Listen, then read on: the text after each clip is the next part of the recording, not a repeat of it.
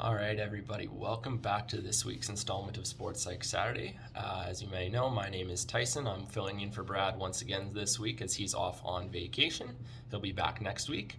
So what we're going to be talking about in this week's installment of Sports Psych Saturday is we're going to be talking about and building off of Catherine's video from last week on the zones of optimal performance, talking a little bit more about activation levels. And specifically this week, we're going to be talking about how to increase your activation level coming into an event. So if you're like myself as an athlete, when I was playing games and getting myself ready for tournaments, games, any event really, I wanted myself to have a really high activation level. I found that when I was playing at my best, I was energized, I was pumped up, and I was ready to go for each and every game. This isn't the same for every single athlete, but if you are looking for ways that you can increase your activation levels and get yourself up high into that zone of optimal performance, we're going to go over a couple strategies that we're going to discuss in this week's episode and kind of give you an idea of how you as an athlete can increase your activation levels. So there's a wide variety of ways that you can do it, and I know for myself, one of the biggest strategies that I used was using music. So music is something that people use in their daily lives. So whether you're at work, whether you're at the gym, anywhere, most people are always going to have music on. And for myself, when I was getting myself prepped for games, I really like to have music and utilize music as a way to get myself energized. So when we're using music, we want to have something that's got a high BPM. So something that's going to help us get our heart rate up and get ourselves ready to go and ready for that game. So with that being said, when I was performing and playing games, I had a set playlist of 4 to 5 songs that I would listen to before every single game that would help me get myself ready and prepared for that game.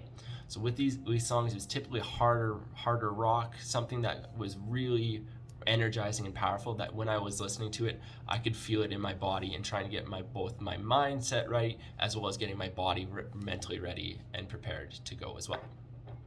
The second tip that we can kind of talk about when we're thinking of ways to energize ourselves is actually through something that Brad's talked about in an earlier episode of Sports Psych Saturday, and that being self-talk.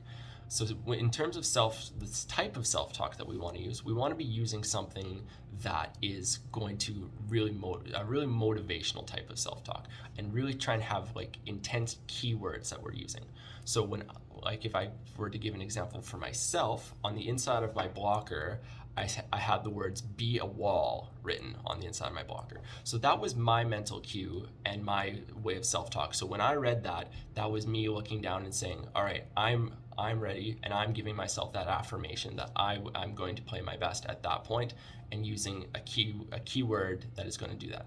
And we can kind of look at that in the sense of general self-talk as well. You don't just need to have one key mantra like I did. You can use a lot of different phrases that whatever you find works best that gets yourself amped up and ready to go. And the last one that we're going to talk about in today's episode is breathing exercises.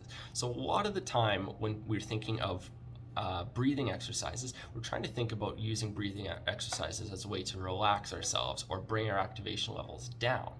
However, there are some cases where you can use breathing exercises to actually energize yourself and get yourself amped up. So in contrast to a breathing exercise where like you're taking a deep breath in, holding, and then exhaling, one of the ways that we can use the same thing, we'll start with like taking a deep breath in, but instead of having that slow exhale, you're almost forcing the air out of your body in a way that's kind of creating a little bit of stress, and it's going to cue in your mind that you're okay, I need to activate a little bit more. So what I started doing is I would start taking a big deep breath in, and then when I really got to the end, I would sharply exhale. Let's go something like this. So I deep breath in, and 3 exhales like so. So that was one of the ways that I was able to really get my activation level up and allowed myself to perform at my best. So if you have any other tips or tricks that we didn't cover in this episode of Sports Psych Saturday, be sure to drop those down in the comments, and we will see you next week. Remember to like, share, and subscribe.